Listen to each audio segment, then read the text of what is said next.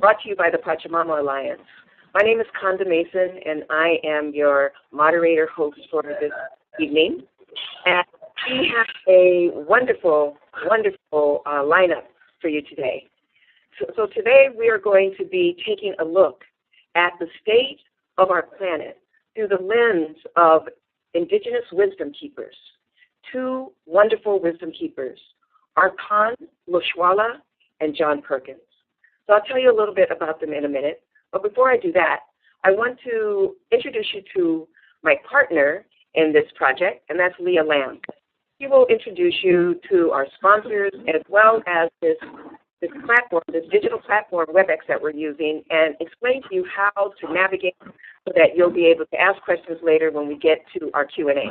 So, Leah, I'd like you to speak from now. Can you take it? Yes. Hello, everyone. And we just want to start by thanking our sponsors.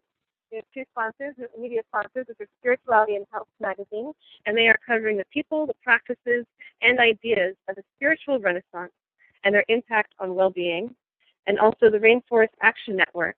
RAN protects forests, communities, and climate through nonviolent direct action, organizing, and education. And a very big thanks to our event sponsor. If you're in the Bay Area, you're lucky enough to go gather with people at Hub Oakland. And Hub Oakland is winner of the best co-working space in the East Bay by East Bay Express, People's Choice. So let's talk about WebEx for a second. You may notice that you are actually on mute, and that's so that we can just focus on our speakers. But there's going to be a time about halfway through the call that you'll have an opportunity to ask your own questions. And so the way that that works is you'll notice at the bottom of the screen, on the right part of the screen, there's a little hand, and actually there's instructions that circles it. And all you have to do is you have to click on your hand. I'm going to do it right now, and you'll see that a hand comes up next to my name. When you're done with your question, you can unclick it if you so desire. If you have a technical issue, you might want to go to that Q&A at the bottom, and our tech team, our fabulous tech team with Selena and Jason, will answer your questions. Don't direct message me because I won't see it during this call. And otherwise, have a great call. Thank you. Great. Thanks, Leah. So I know everybody got that right. So we're going to move on, and I'd like to take the time now to introduce you to these incredible speakers that we have this evening. I'm going to begin with, we have two speakers. I'm going to begin with ArkanJohn1. So Arkan was born and raised in Peru, and he is a teacher, a ceremonial leader, and a healer. But he also moved north to North America and was initiated in the Lakota tradition. He is also the author of the book, The Time of the Black Jaguar, which we had on our reading list, and we hope that you got a chance to read it. An incredible book. And he teaches and speaks on restoring the balance to the earth. So we're going to have a luscious conversation with him. And I just want to say thank you for joining us, and welcome, Arkan, to this conversation. Thank you, Conda. And next I'm going to introduce you to is John Perkins. Many of you from the Pachamama Alliance who are associated with the Alliance probably know John Perkins.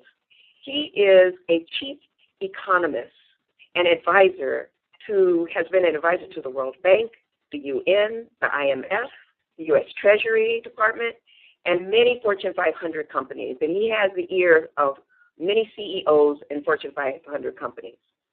He has also been an economic advisor throughout Africa, Asia, Latin America, and the Middle East. He is a prolific author and has sold over 1 million books, including the book that we hope you read that is a part of this conversation called Shape-Shifting, Techniques for Personal and Global Transformation. John challenges us to soar to new heights, away from predatory capitalism, and instead to create a sustainable, just, and peaceful world. John is also a founder and board member of the Pachamama Alliance. John, welcome to this conversation. So happy you're with us. It's great to be with you, Conda, and I do want to apologize if something goes wrong here because I'm in the Amazon right now, and my connection's not great, but I'm so glad that we're making this happen. Thank you. It's amazing that you're able to join us. John takes many trips to the Amazon, and he happens to be there right now in Ecuador. So we're going to do our best, and I hope that the technology will hold up through this hour together. So I am just, first of all, so thrilled to be talking to the two of you. I have a deep personal interest in this subject. I am very much aligned with the Pachamama Alliance. I've been to the Amazon several times, and the wisdom of indigenous people there and throughout North America has been a major focus for so many of us on the call. And so I'm really thrilled to have the two of you. It's just amazing that we got the two of you together. So I want to begin, Arkan and John, with a question that kind of speaks to both of you, and I think it speaks to your expertise. So I want to go to the heart of our issue, what I think is one of the heart of our issue today. I want to talk about the link between economy and ecology, okay? And I see both of you, even though in your bio, John, we say that you're a chief economist. Also, Arkan, in reading your book, there's so much about the economy and how you see the economy through the lens of an indigenous keeper, wisdom keeper. So we have a deep imbalance between our economy and the Earth's ecology. I'm wondering if you both can explain, and you can figure out who wants to go first, but if you both can explain together what this imbalance is and how do we course correct and get on the right path. Again, the imbalance between our economy, the way we live capitalism today, and the Earth's ecology. Who wants to go first? I would love John to go first. Great. Of course.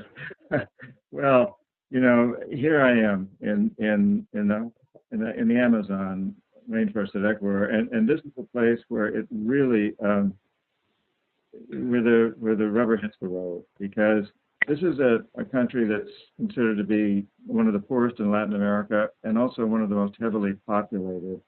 The Sierra, the mountain area, the Andean area, and coastal area, very, very heavily populated. Roughly a third of the country is the Amazon area, and that's one of the least densely populated places on the planet. And it has tremendous amounts of oil. Tremendous amounts by Ecuadorian standards, and it has a lot of oil that the oil companies covet.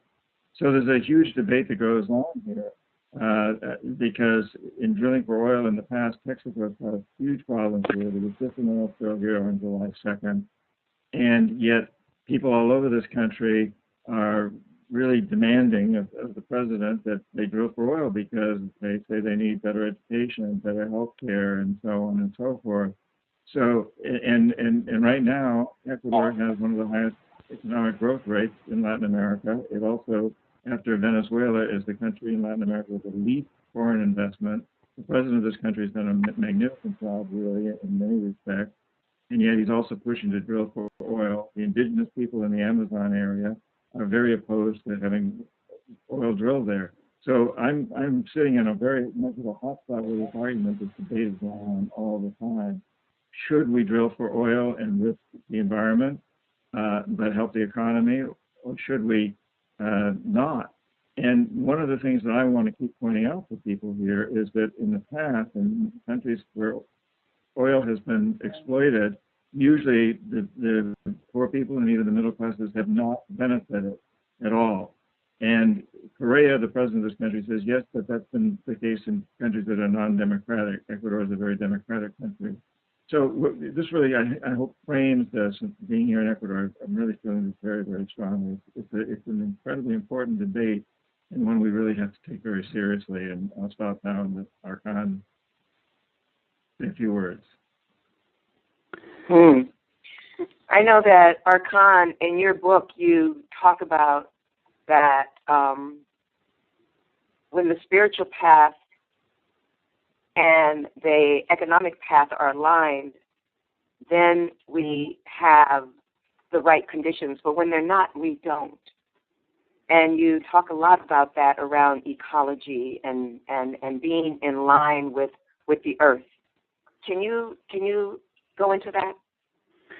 Yeah, from my point of view and the point of view of the wisdom of indigenous people, there was at some point in the history of humanity a split that happened between spirit and matter. And when this split actually happened in the minds of the people, there was a mind in the human beings dedicated to develop material well-being, and another mind dedicated to the issues of the heart and feelings and spirituality. And these two things were separated. So this separation has created a really big damage because it's a human culture that allows itself to have, if we want to say it in that way, a double life. You know, in one life we give ourselves permission to just take from the earth anything that can help us make profit, and in the other life we love our family and go to church.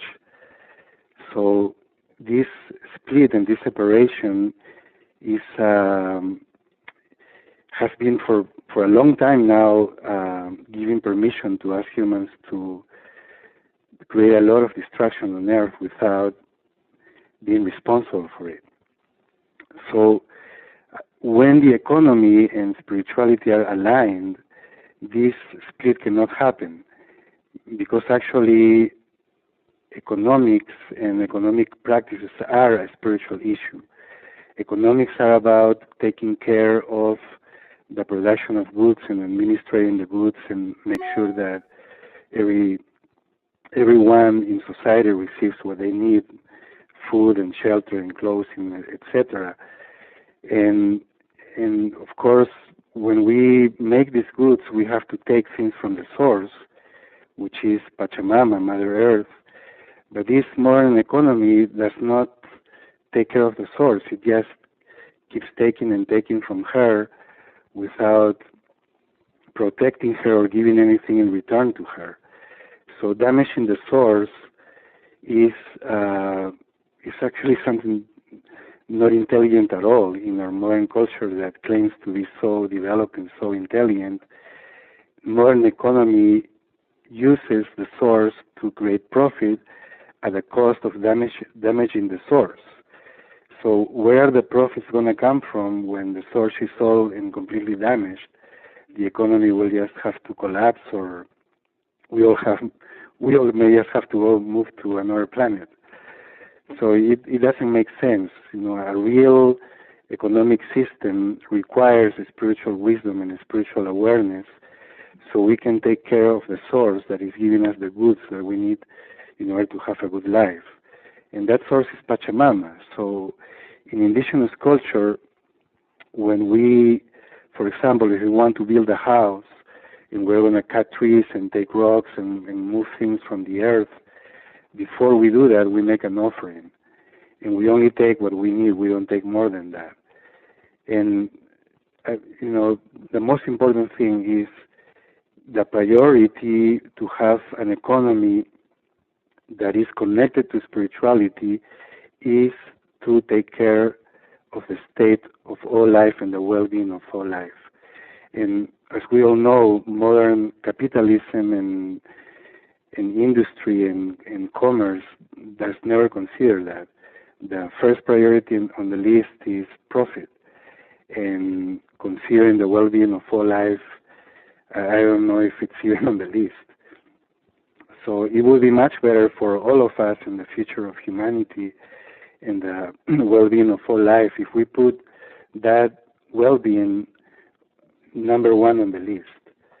And if someone wants to put profit as number two on the list, it's okay, that's their choice. But the well-being of all life, the caretaking of the home where we all live and where many precious forms of life live, that should always be number one. And I see that there are many people, John amongst them, who are providing humanity with some solutions and some new ways of doing economic practices where that is the case, where the well-being of all life and the caretaking of Pachamama is number one on the list. And in order to do this, of course, looking at the wisdom of the ancient people, indigenous people who have done this for thousands of years, can be very, very useful. And I do recommend people to get some of the wisdom from the indigenous people. Yeah, I'm hearing you use the word source a lot, and when you're talking just now, and I think about the word resource. Natural resource is what we call the earth now. It's a natural resource as opposed to something that is spiritual and sacred. And there's consequences to this perspective of natural resource. It just rolls out of our mouth like if it's natural, and yet what we mean when we say natural resource is something that we use that's disposable. Exactly. And there's consequences to that. Yes, and we are seeing the consequences big time nowadays. This is time to change. We gotta change as soon as possible, or we're really going to, as you say, suffer some really severe consequences. The Earth is a living organism and is being damaged at a very high rate, and if we don't change our course and create an economic system that is sacred and considers the well-being of all life, that our children, the children of our children, are going to have a very hard time. Yeah.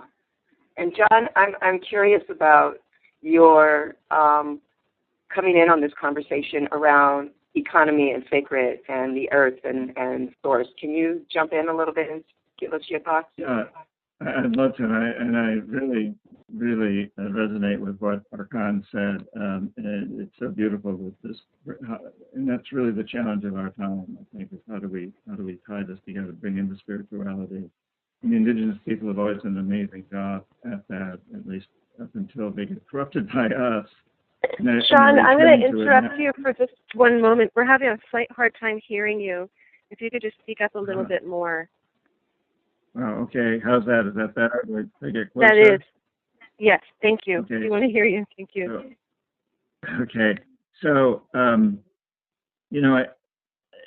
the indigenous people have always been able to have their own type of economy and also really honor nature and the spirituality behind it.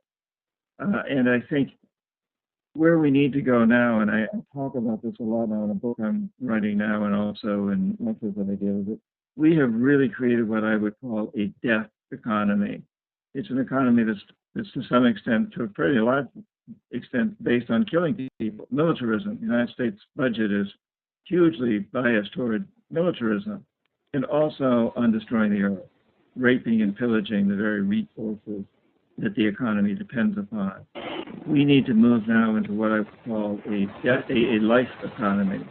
And that's an economy that cleans up the pollution. I mean, we can create work, jobs around cleaning up the terribly polluted ocean. We know, for one thing, we've got to somehow deal with this radiation that's come out of Fukushima, but the oceans are polluted in many ways. The air is polluted, the Amazon's polluted, the oil spills here.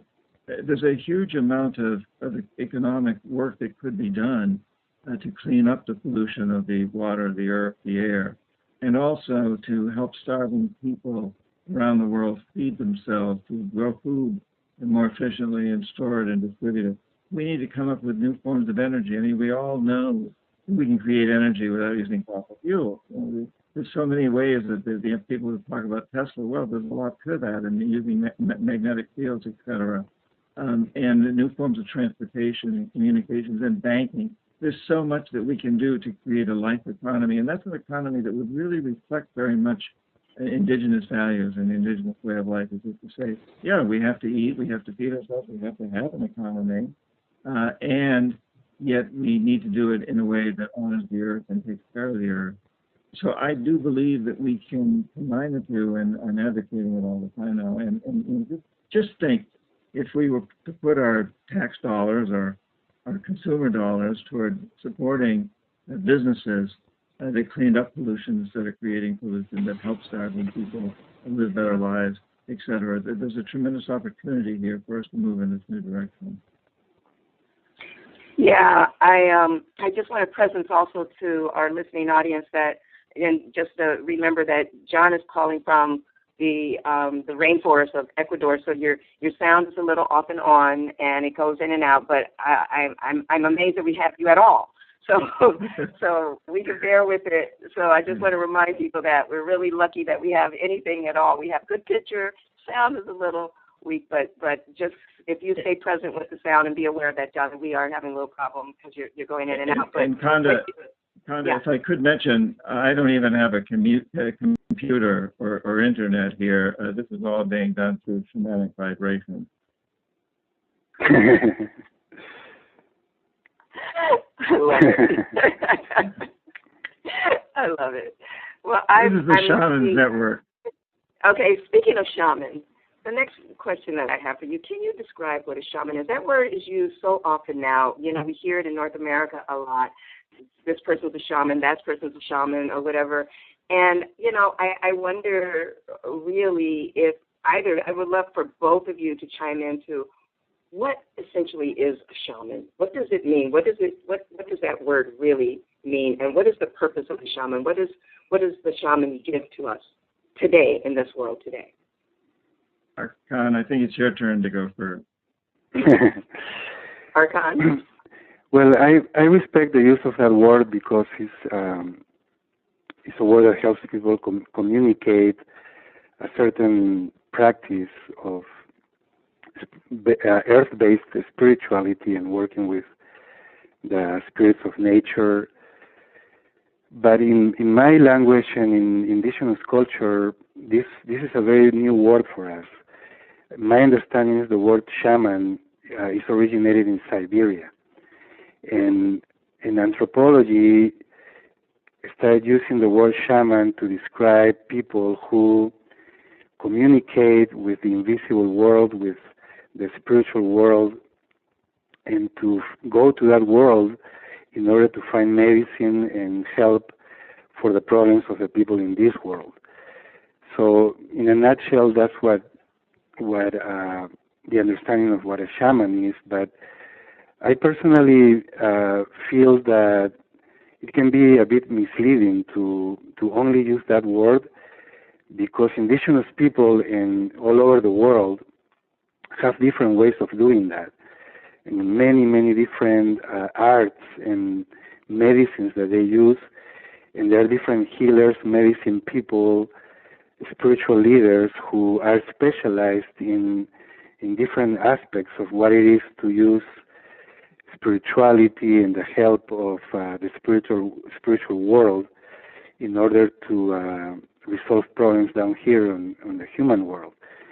And so, for example, in Peru, where I come from, we just recently started hearing the word shaman. You can hear the word Paco, which means healer, Hampich, curandero, which is someone who works with plants, Pampa Misayo, Alto Misayo. Those are people who take care of big spaces, of big territories, and make sure that the earth is in balance in those big territories, including the people. So there are many different levels of work in indigenous cultures, and the word shaman can sometimes be too small or too narrow to really describe the potential of the human that we humans have in order to connect with the spiritual world, in order to take care of the earth and the human world. Interesting, very interesting. John, what do you add to that? Well, that's a beautiful definition. Thank you. And just for simplicity's sake, at workshops, I often say that I've worked with shamans all around the world over the past 50 years, starting with being here in the Amazon in the Peace Corps in 1968, when my life was saved by a shaman, and as a payment, he asked me to become his apprentice, and started back then. And all over the world, what I hear is that a shaman is a woman or a man who journeys to other worlds, as Arkan said, goes into the spiritual world, basically, but must use the power, energy, and wisdom received in those worlds, in that world, the journey to the other world, to affect change in this world. which may be healing other people, or maybe somehow impacting a community. I think a community knows that the rivers are rising, it's time to move. Working with crop cycles, doing all kinds of things. At this point in time, it would be helping to, save the planet as we know it. And so a shaman is, again, a woman or a man who journeys to other worlds, uses the power, wisdom, and energy from those worlds to affect change in this world. A lot of people journey to other worlds, priests, meditators, so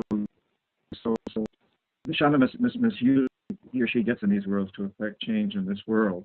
And within that definition, for something tradition, so an Achwa shaman that I'm going to be visiting in the next couple of days does those things, but also has tremendous in plants, sacred plants, medicinal plants, and so on and so forth, because he lives in the jungle where there's lots of plants and knows change.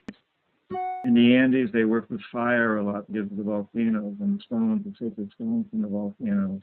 And in the deserts of around shamans do a lot with the winds of the desert and the sands and so forth. So there's all these things around it. And also, I think modern shamans have to go from the standpoint of psychology, because that's what our people relate to being able to talk in certain ways and communicate. So within that broad definition, there are so many aspects that relate to every individual culture. I hope you can hear me okay. Is this any better? Yeah, it comes through, words come through, it sounds some muffled as well, but I think I certainly am getting the gist of it. And we're pretty much getting the gist of what you're saying here. I have I'm wondering if I turn off my camera and just use the microphone. That's an idea. What do you think about that, Leah? Should we turn off the camera and just go for audio? I just did it. Is that any better now? Does that sound better? Yeah, it does sound better. All right, let's try that. Okay, we're going to try that. So we're just happy to have you here, John, calling in from the Amazon in Ecuador. I have one other question for you, John. Your book, Shape-Shifting. I've read all your books, and this one is particularly interesting. I actually read it when I was in Ecuador myself. And as we talk about shamanism, I'm curious if you can, for those who missed reading the book, I'm wondering if you can give just a brief understanding of shape-shifting and how it's useful, and how is it useful in today's world, and is it something that is just for special people? Tell us a little bit about that. Well, it's not just for special people. We're all special people. So I guess they could say, yes, for special people, that's all of us. And it's really about using energy to change anything. So we are all composed of energy. We're composed of air and energy, basically. And what do we do with that is what's important. And so, if you consider that we're 99.999% air, a lot of people think water, but that water is actually H2O, and 0.00001% probability, which is what the quantum physicists call of energy. It's how we direct that energy. And so if something's really upsetting you, you're angry, you can pound on the floor, you can get really upset, you can yell at people, and that's going to accomplish something. But if instead you turn that energy around and look at how you can focus it in ways that accomplish what you want, that's shape-shifting. I'll give an example. I've been very angry for a long time at what corporations do, what my country does around the world, and I used to get very upset and use that in very destructive, sometimes self-destructive ways. Now I have a lot of fun. I'm still angry, but I write books. I'm on this program. I travel around the world speaking about these things. And I think it's a lot more effective. I tell in Shape-Shifting about how the shaman saved my life in the Amazon. It basically saved my life by one night taking me on a journey where I saw that it wasn't the food that was killing me as I thought it was, and the chicha, the beer that I was drinking out there, I thought that was killing me. What I realized is it was the voice of my parents telling me that those foods would kill me. I've been brought up in very conservative ways. And as soon as I understood that the Shwa and Ashwa were eating the same foods and drinking that drink, and they were very healthy. I saw very clearly in that one night that I was dying. I couldn't keep any food down. I was sick all the time, but it wasn't the food that was killing me. It was a mindset. And so I went through a radical shapeshift by understanding that. So, and I changed the whole energy around it. So again, the energy, every time I ate grubs coming out of a log, which is a favorite food of the Shwa, you reach in and pull out these swimming grubs. You eat this, drink this beer that's made by women chewing and spitting the manioc root, and then it ferments. It's actually very healthy. But I had this mindset every time I did that it would make me sick, so it was. So shapeshifting is all about how we apply energy and ideas, and now we need to do it on a global level. That's why I talk about shapeshifting out of a death economy into a life economy. That's a very short version. Wonderful, wonderful. You know, when you're talking, I'm thinking about all the activists. I would suspect that most of the people on this call are Earth activists, right? That's why they're drawn to even to listen, to be here with us all, with you, John, and Arkan. And my question is this. We are Earth activists. In our hearts, we care deeply. But what do we need to do to even deepen our connection to the Earth? What tools do we need in our toolkit? Because I think sometimes that as activists, like you were just talking about, John, sometimes there's anger. I look at I was just up in British Columbia where the tar sands is going on, and I looked at the First Nations people there who are handling such a terrible, terrible situation with such grace and such still love in their heart. And I think as the activists that I know who are not living in situations as nearly as bad as that, or on different reservations in North America, are angry and having a hard time really connecting. So I'm not sure that the connection with the Earth is as deep, because there's something there that the Indigenous First Nations people have that I think we're looking for. And I'm wondering, and Arkan, maybe if you can begin the discussion on this, what is it that we need to deepen our connection? We need to get rid of all the intermediaries. We need to connect directly with her, with Pachamama, with the Earth, without any intermediaries.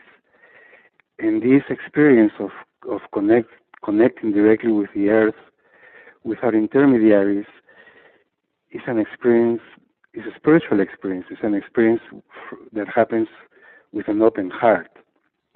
So, for example, we in the modern culture, when people approach the Earth, they have intermediaries called concepts. The idea or the concept that this may be this or this may be that. Our own previous educated understanding of what things may be or may mean is always an intermediary that doesn't allow us to have a full, direct connection with the spirit of Mother Earth. Believe me, I'm sure many people who are here in this conversation have had the experience, and I have it very often. When you directly connect with the Earth, you feel something. It's a beautiful, powerful experience to be touched by her and to feel her so close and so present. And you develop a relationship. You fall in love with her. It becomes a very, very close relative, very close to your heart. It really becomes your mother. You start calling her mother, not only because other people call her mother, but because you feel her being your mother and taking care of you and feeling content and happy every time that you bring her a gift. So indigenous people have the possibility that you described before of keeping that connection, because we are not driven by intellectual concepts in order to access the spirit of the earth and of all the beings and spiritual powers that are part of the earth. We just get very close to her, get in the water, touch the ground, hug the tree, do a ceremony, and be in deep connection with her. So I thank you for the question, because I feel that this to remember this memory that has been forgotten could make a very big difference. I have sometimes seen, for example, children from different cultures and different parts of the world being invited to have this direct connection with the earth through the heart and through feeling without any previous concepts or intellectual education, and they love it. From any part of the world, they right away they like it and they want to do more of that.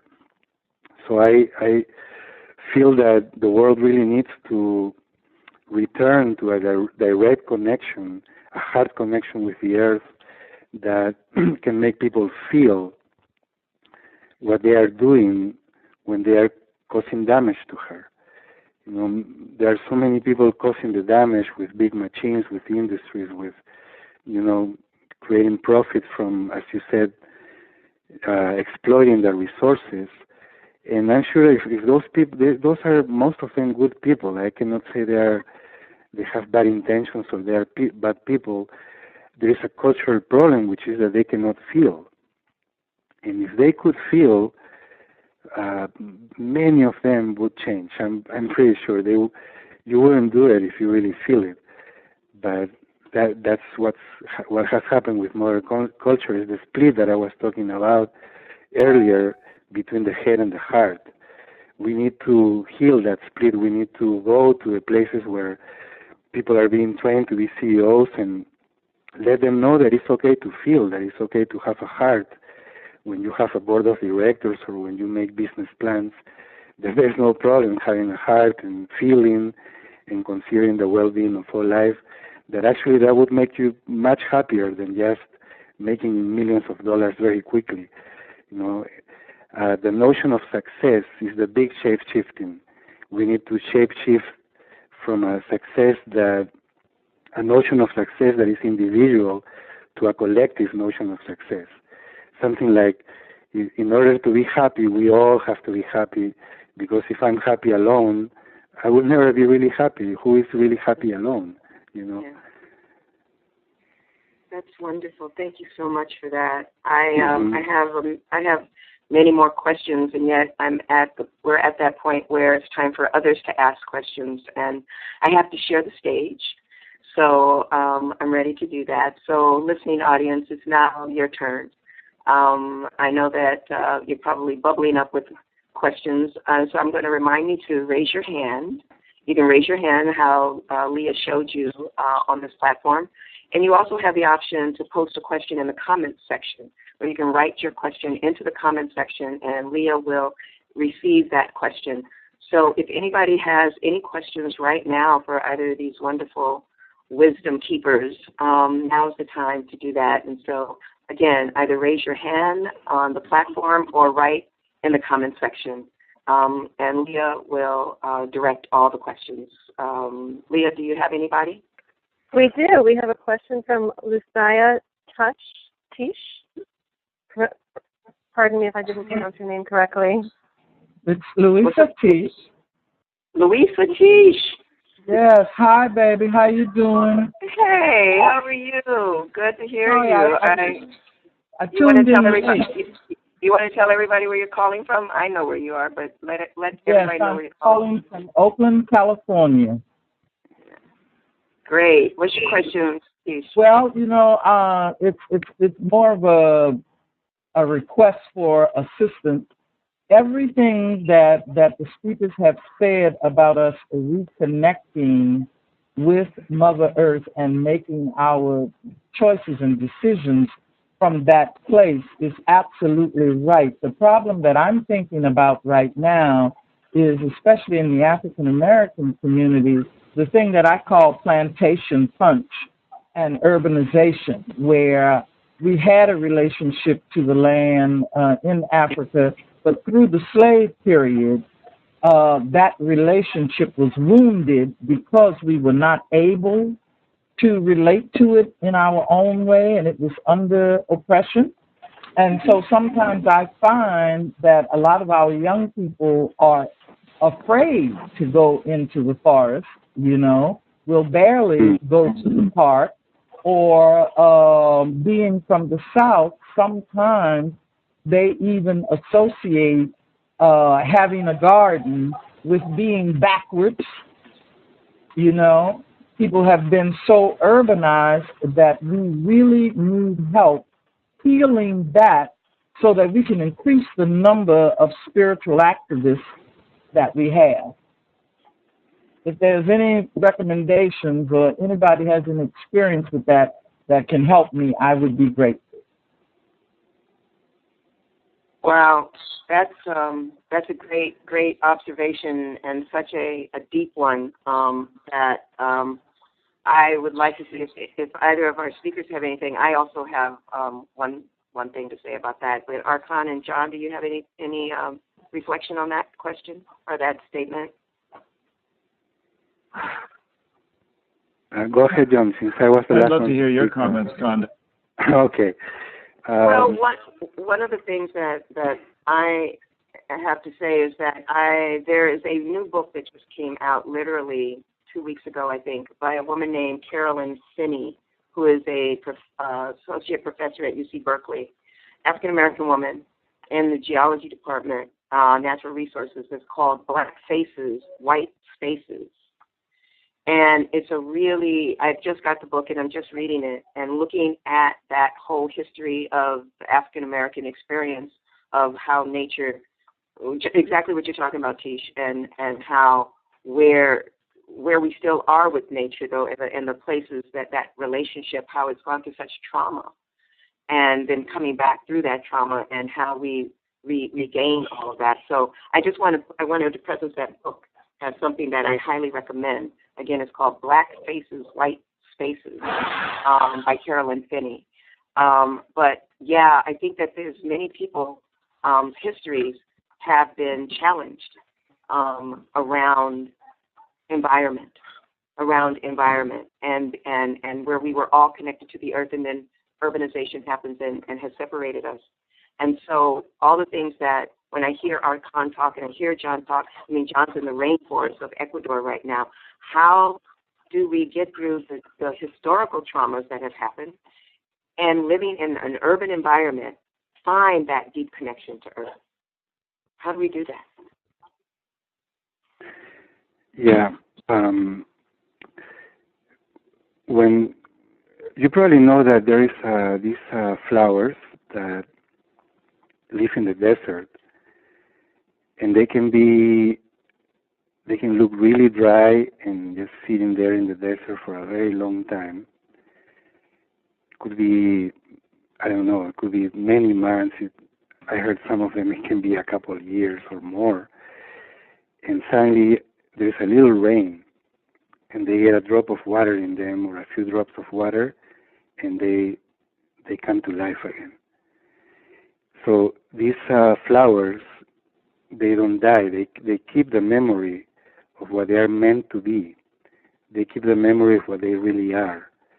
And just a few drops of water, and all what they are comes back to life. It is the same with us, with us humans. And thank you so much for the question. That was very, very important question. People who were uprooted from the forest, or who have trauma related to being connected to the land as they were exploited to produce from the land, etc. Or people who live in urban areas for a long time and very detached from the earth have a harder time, like those flowers that I'm talking about. It's like they have not been receiving that water. They have not been receiving something that can activate a memory that can bring it all back to life. The good news, and this is what we need to remember in order to resolve this problem that was mentioned, the very good news is nobody ever loses that memory. The body carries it. We have been carrying it for thousands of years, for generation after generation. The body carries the memory of being part of the earth.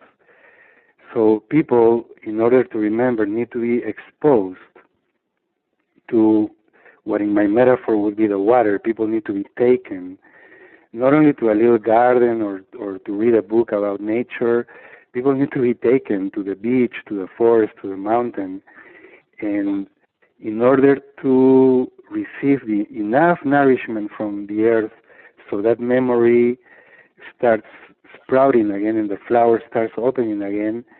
In my experience, what I have seen from situations like this many times, people who come to our place in New Mexico after being in the city for a long time, it normally takes around 4 days. After 4 days, most people begin opening up like that flower I described, and then they don't want to leave.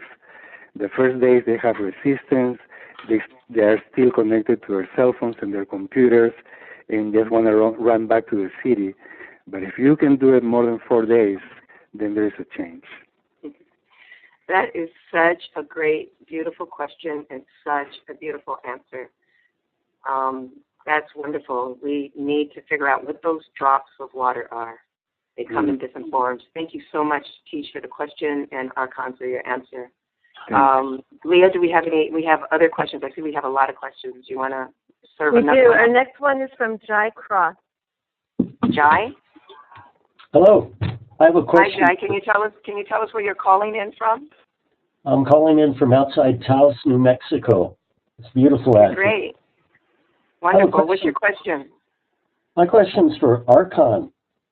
In your book, The Time of the Black Jaguar, you mentioned several times the importance of tending the sacred fires. And I wonder if you could elaborate how to do that, and especially how someone would do that in an urban setting. Good question.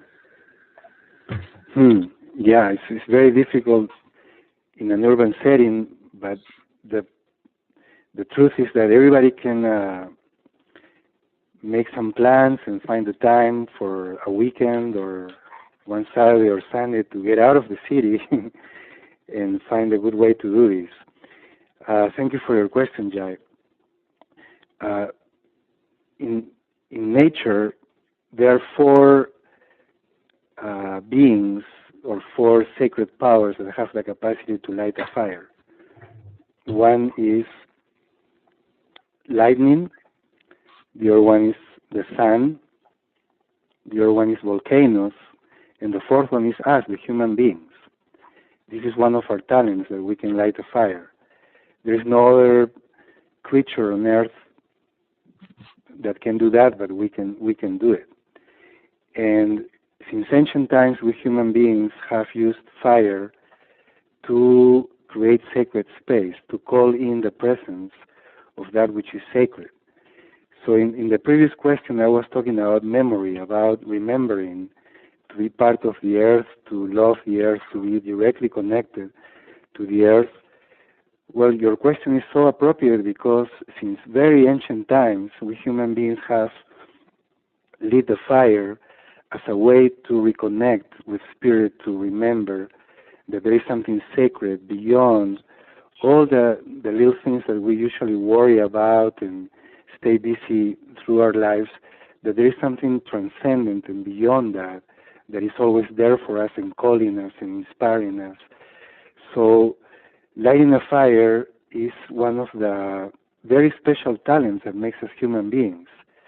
And sometimes we spend a long time without ever doing that, without ever remembering what it is to be a real human being, what it is to be someone who has the capacity to light a fire and call in for ourselves and for the earth and for all that we want to pray for, call in the presence of that which is sacred, that which is sacred power. As John said before, sacred power that can come from the spirit world to make a change here on the earth. What can people do if they live in an urban area? You know, it's very difficult for me to say because I live out in the country, but talk to the fire department and see how and where you can do it.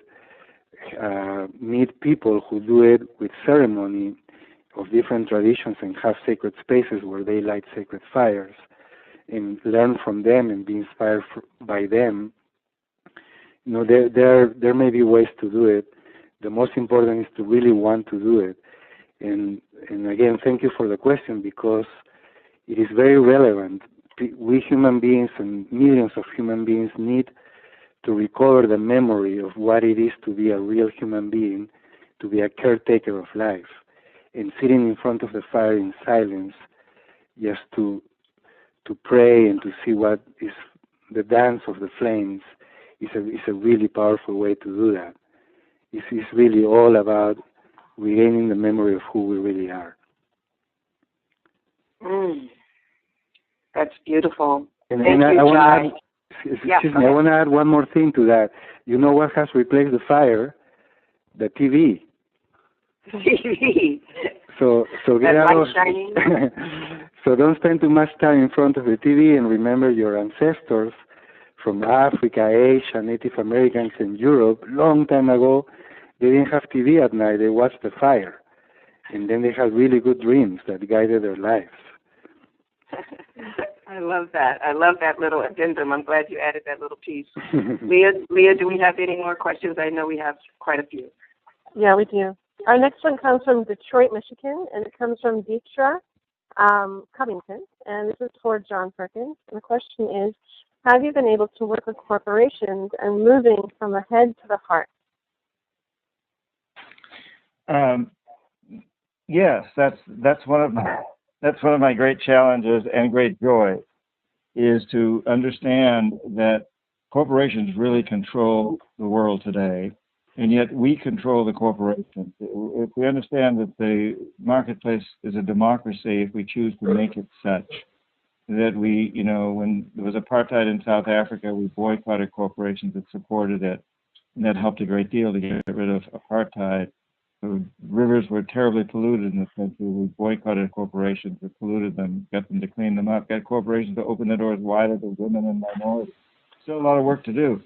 But so I go into these corporations and I work with top executives and let them know that the future of their company, the future success stories are going to be those that will contribute to making this a better world, to creating a life economy. Talking with, for example, the heads of a company like General Dynamics that makes weapons, and say, hey, you need to get out of the weapon business and start making equipment and processes that will clean up the pollution of the oceans and the rivers and the air and the soil. This is the future. This is the shapeshift. And I find this to be a very exciting time and a very wonderful time to do that. And it goes along a little bit with the earlier discussions about connecting with nature. I encourage people in corporations to understand that the very buildings they work in are made from the earth. Cement comes from the earth. All steel comes from the earth. To try then to really feel the power of their connection with the earth. The first time I ever brought a shaman out of the Amazon into New York City, which was many years ago, I picked him up at the airport and got a cab. We were going to speak at the Open Center. Instead, I took him first to Central Park. And I thought he'd go over and admire the trees. No, he went right over to the biggest building across the street and leaned against it and said, this building has beautiful spirit. And I looked at him in awe. And I said, I don't think most of my people recognize that. And he said, do people live in this building? And I said, yes. And he said, they don't try to understand the spirit of the building? And I said, I don't think most of them do. And he said, they must be in trouble. So I think it's important for us to understand that it is all earth. And while it's wonderful to get out into nature, I try to encourage executives, when they're sitting in their offices, light a candle. There's a fire. Feel the fire in your heart. Feel the fire of the sun. And know that you are in nature and you are part of nature, and everything you do is impacting it. And I think I'm doing this with some success. I found that corporate executives often really relate to this. They have children and grandchildren. They don't want the world to be destroyed. Most of them. There are sociopaths there, but most of them are not. And they're just looking for ways to make this happen better. And we must help them. Send emails to Nike and tell them you love their product, but you're not going to buy them anymore until they do a much better job of taking care of their pollution and also treating their workers fairly and giving them a fair wage. They listen to emails. They respond to these things. We need to push, push, push. We really need to take responsibility and push. Wow, beautiful. I just want to presence the fact that typically right now would be the time that we would move on and stop the Q&A, but we have such a list of people with so many questions. So I'm going to do this. One is also, what also happens at the end of these conversations is that we have a Facebook page where people continue to ask questions and the speakers answer. In this case, John is in Ecuador and Arkan is not on Facebook. And so I'm thinking that if it's okay with you, John, and with you, Arkan, if we go a little bit over and allow people to have time to ask more questions, if you're okay with that and if your time works. Does that work for you, John? I have a problem because I have a group of people that are expecting me to join them for a meeting to prepare them to go to the Amazon tomorrow. It's an important meeting. Okay, got it. So if I could say, maybe I could say another 5 or 10 minutes, and if Arkan can stay longer, if there's any questions, maybe I could answer those first and then sign off. I'm sorry for this, but it is an important assignment here. I take it seriously. Okay. Yeah, I'm only thinking like 5 or 10 more minutes after the hour. Arkan, does that work for you?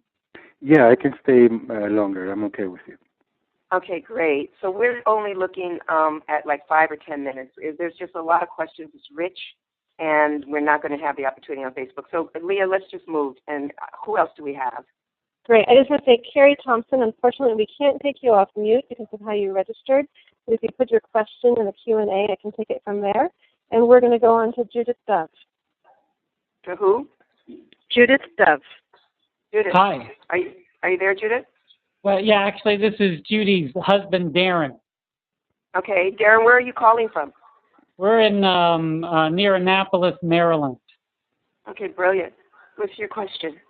Well, not really a question. I would like to remind people that a lot of people think that we're spirits having a human experience, but a lot of people, the disconnect is that we are humans of the earth. My power comes from the earth. I was taught by a lot of healers that my power comes from above, and I found out that it doesn't. It comes from the earth. And that's where the disconnect is with people, that we're thinking that we're spirits more than we're human, and there's no balance there. And the other thing I would like is I would really like Arkan to talk more about the problem with gender, with the uneven gender, and how we can work that into our lives, because I think that that's really the problem with what's going on the planet, is that people are not balanced in their gender. Can you just be a little bit clearer with that question? Are you talking about the power imbalance between male and female? Is that what you're talking about? Yeah, in Arkan's book, he talked a lot about it, and it made a lot of sense that because the male and the female aspects are not in balance. Right. The females, because the males aren't, stepping up to the plate, so to speak, they're acting more like men than they are women, and we need women. And the men are acting like idiots, and they're they're not understanding their true role. And that I see that around me as a big problem with Got it. with the world. Okay. Yeah. We got the question. Arkan, can you comment on that? Yeah, thank you for the question. I said earlier that it would be great to have the people who meet in offices and make business plans and all that to allow themselves to bring the heart into their conversation. Like John said, to light the fire in their heart when they do things like this, in order to not only be smart but be wise and make decisions that are good for the well-being of all life, including their own children and great grandchildren, and all those who are coming. So what the question is referring to is extremely important, because if the world continues to be run by a poor expression of what it is to be masculine and man, and continues to live out the heart and the feminine intelligence and the feminine capacity to know what is really needed, we're going to continue going in the same direction we're going now, which I don't think we can afford to do for too long. So it is extremely important that men realize what it is to be a real man and what it is to, to take the role of someone to protect life and to take care of the actions that are required in order to save the planet and reconstruct, rebuild a good way of life for humankind. And that in order to do this, the only way to have the wisdom is to go on our knees again in front of the feminine and ask for forgiveness and ask the feminine to one more time give its wisdom and its capacity to know what is really needed. For example, when we do environmental work, let's say, people who are activists and want to help the earth, it is really important that there be a ton of feminine intelligence in that work that is required in order to have the intuition and the channels open to know exactly what the earth needs. So not to save the earth in a masculine paternalistic way, as if she would be an object that needs to be saved, but to be in communication with her and feel and know what is that she wants and what is actually that she is already doing in order to continue living and continue being a home for all the forms of life, including ourselves. So this question is very important. We need to reintegrate the feminine principle and all the wisdom that comes with it into human intelligence. Human intelligence has become lame because it is only appreciated when it is rational in a masculine way. And intuition and feminine feeling and feminine wisdom are not so well respected nowadays. Actually, in modern culture, in indigenous cultures, that change has not happened so drastically yet.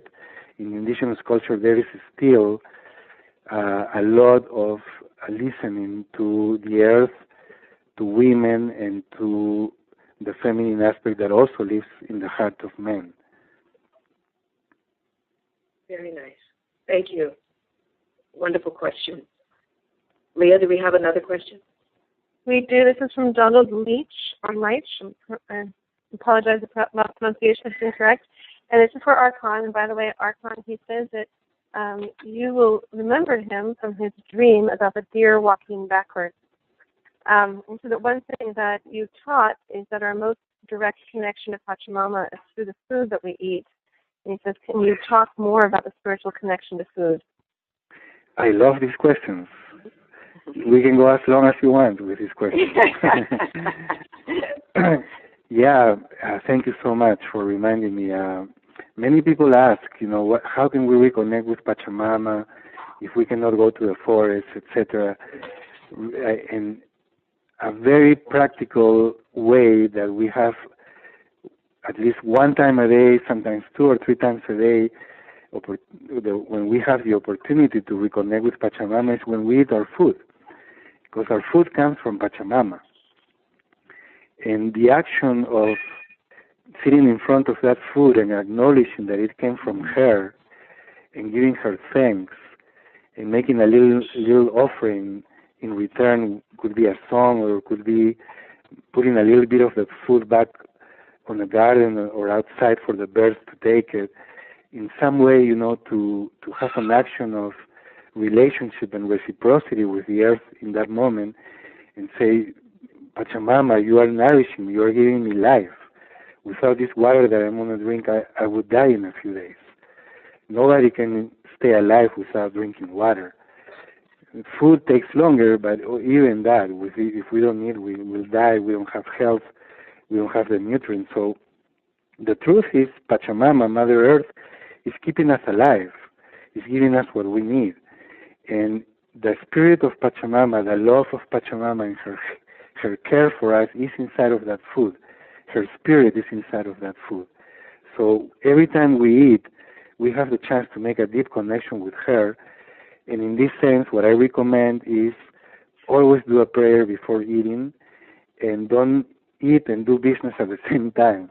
Don't eat and go to your head by thinking a lot or asking questions or getting into conversations that will distract you from feeling the flavors and the power that is in the food that you are eating. This is it's a form of communion. Spiritual communion is a sacrament. Every meal is a sacrament. And if we remember that, it really increases big time our relationship with the earth, and the earth will take care of us. She will make sure that we come back to her, that someone invites us to go for a weekend to a forest. She will move those things for us, as long as we keep talking to her and listening to her. Through the food is a really good way to do that. Wow.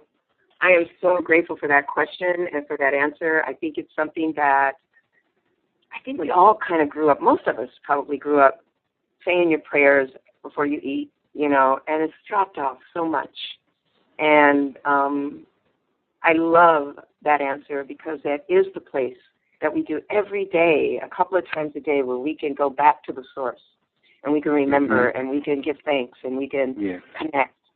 That was a beautiful, beautiful question and a beautiful answer. Thank you. Thank you so much. And before we close, I know we're going to come to a close now, because I know we can't go on forever, and I'm sure people have only scheduled an hour for this call. We're already over. But before we close, I want to let folks know that there's a survey that will be posted, that we're going to post right now on this platform, that is just really simple and easy, and we really would love for you to fill it out. It helps us tremendously to move forward, to know what works, what doesn't work, and it just helps us with what we're doing as we create this series and as we continue every month. So if you could take the time right now to fill it out as I'm speaking to you, that would really be so appreciated by the Pachamama Alliance and myself. So as you do that, I am going to have a very sad goodbye and say goodbye to our wonderful guests, to Arkan and John Perkins. You all, I feel like there's going to be a part two.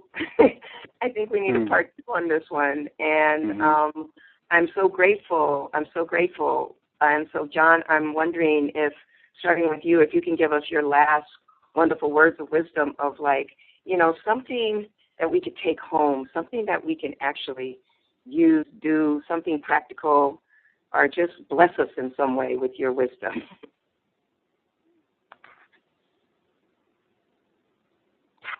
Are you still there, John? Okay. Arkan, are you there? Yeah, I'm here, yes. Okay, I think we lost John. Can you give us your last words of wisdom? We really would appreciate that.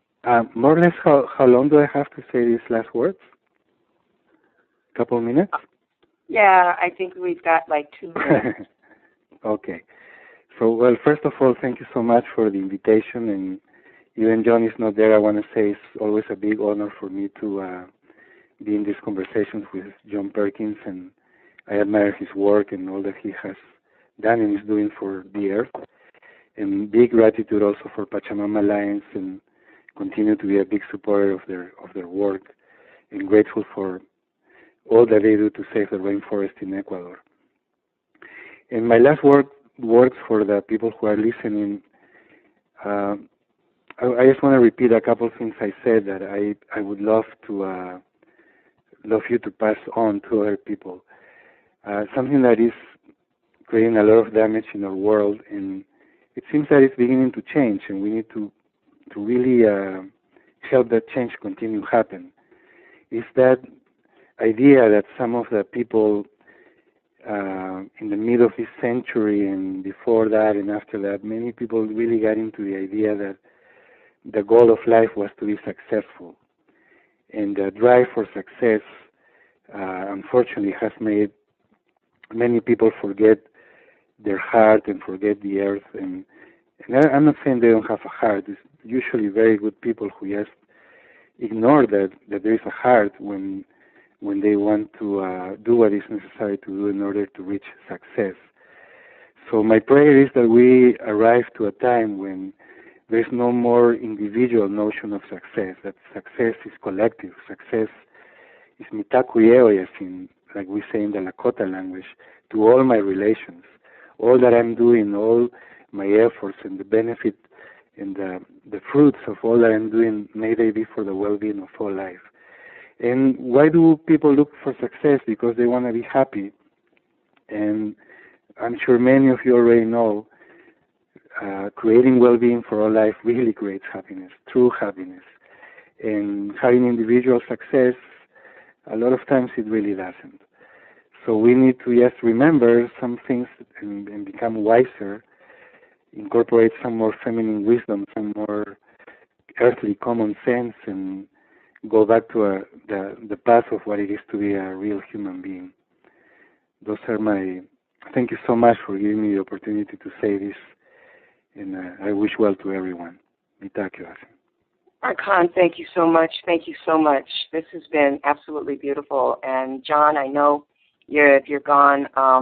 I know that he's thanking everybody, and he's off into the jungle now, doing the good work that Pachamama Alliance is all about.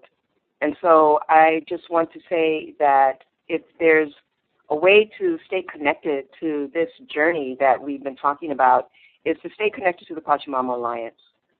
Mm-hmm. And you can sign up for a symposium, the Awakening the Dreamer, Changing the Dream Symposium.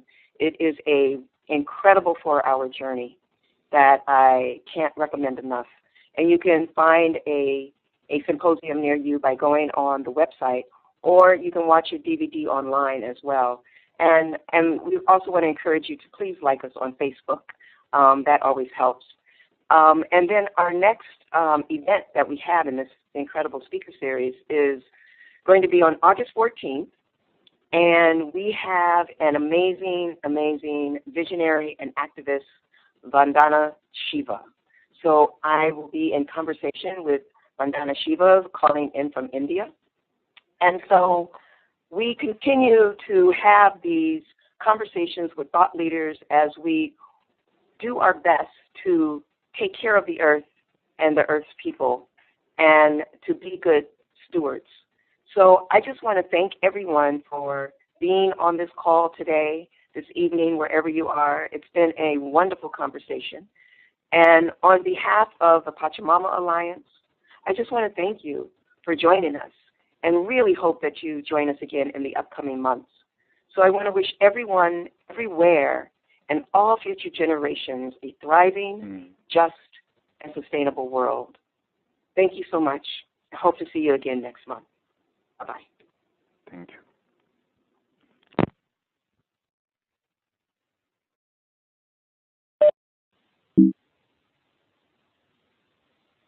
Hi, Arkan. Arkan is still there? I think he hung up. No, he's still there. He's got other people in the room.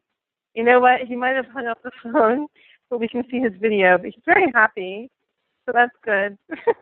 Yeah, he hung up the phone. He's got a big smile.